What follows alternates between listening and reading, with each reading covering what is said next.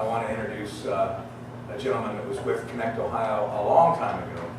And when we first started under the Broadband Council, one of Connect Ohio's challenges was to go to all the counties and develop a community team and community champions, and we had to meet with that county every month. Now, there's 88 counties, and there's 20 business days in a month. And then you throw in office time and holidays and everything else, and let me just tell you that we probably had to do, what, three a day? Yeah. Every day for an awful long time. And one of the gentlemen that we're proud to say moved on to become a senior vice president for Frontier also was part of that project, and I'd like Dave Davidson to come up for a minute, and he has a special guest here too. So Dave. Thanks, Stu. Yeah, I worked at, a lot of people don't know, I worked at Connect Ohio for about 16 months prior to joining Frontier. And for those of you that don't know, Frontier bought the landline assets of Verizon in the state of Ohio. And I remember finding out about Connect Ohio just on a whim. I was actually in Columbus at the time, and I was doing some consulting. I had worked at AT&T Wireless for about 18 years. And actually retired, from there. And I saw this initiative that Connect Ohio was putting together, and I was really intrigued. First of all, because I knew how important broadband was to the quality of lives of the citizens in the state, and also for economic development. Critically important. And at that time, I think the availability of broadband was only, I want to say it was in like the high 70s, or around 80%.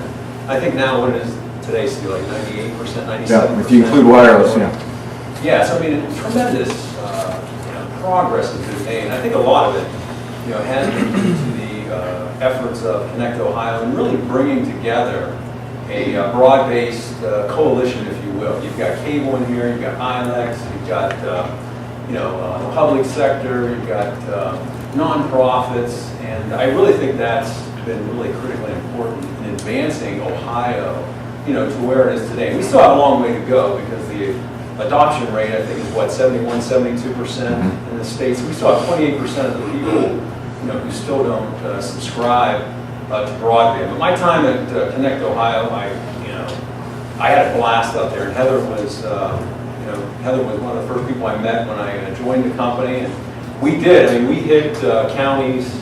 I think I had 20, 25 counties.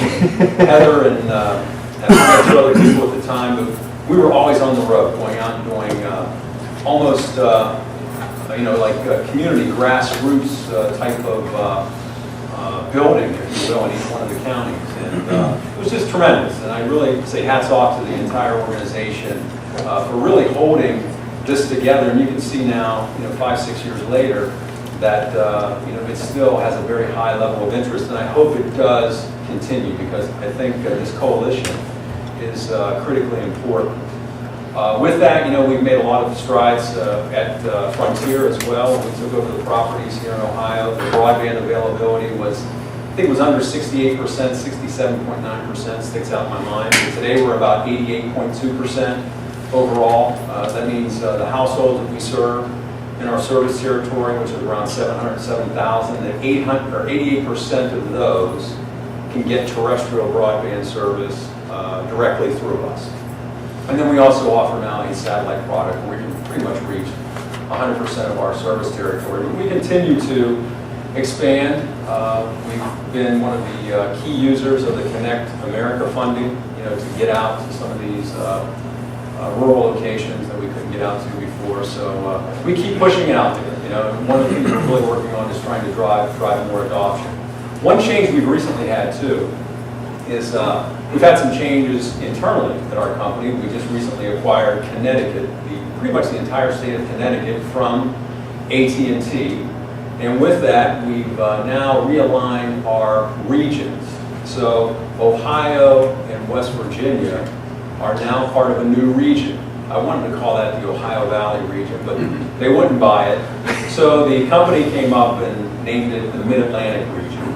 So when you look at that, it's like, West Virginia, is it really a Mid-Atlantic state? I guess it is. Ohio's not a Mid-Atlantic state, but we're part of that. We have a new regional president. He's here today.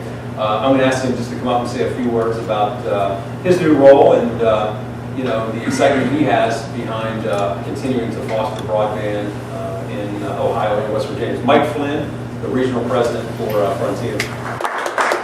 Thanks, Dave. Thanks, Stu, so much. One of the first days I've been in Ohio, and I really appreciate it. I know Dave really hit some of the highlights. He's Mr. Ohio, and I have the great privilege and honor to support Dave and the team and really kind of getting broadband out there in a different way, and I appreciate the opportunity here in Connect Ohio, because that's what we're about, right? And towns like Lynchburg and Clarksville are now connected in different ways, and we continue to do those investments that I think folks in this room really appreciate, which is not necessarily about some of the big metropolitan areas, but it's about how do you connect places like Appalachia to Columbus and the great cities that are here in front of us. And I'm always, enjoy, I come through Ohio quite a bit. I don't actually live here yet. I'm actually moving to Charleston, West Virginia, so I'll support that area over there. But, we've been in Marion, Bowling Green, a lot of towns around here, and it just seems like Ohio continues to be, just like the O, just a wheel rolling, with continued progress and everything that you do here, from medical to education, and we want to be a big part of that, obviously, in connecting Ohio in a special way with the communities and the residential customers and small business customers that are out there in some of these smaller communities. So I really, really appreciate that. I know I don't want to take up too much time, but I will tell you that it's a special day because I do actually have my Navy, I went to the Naval Academy, but maybe that's news to everybody except for Dave in the room, and I still contend that we split that game.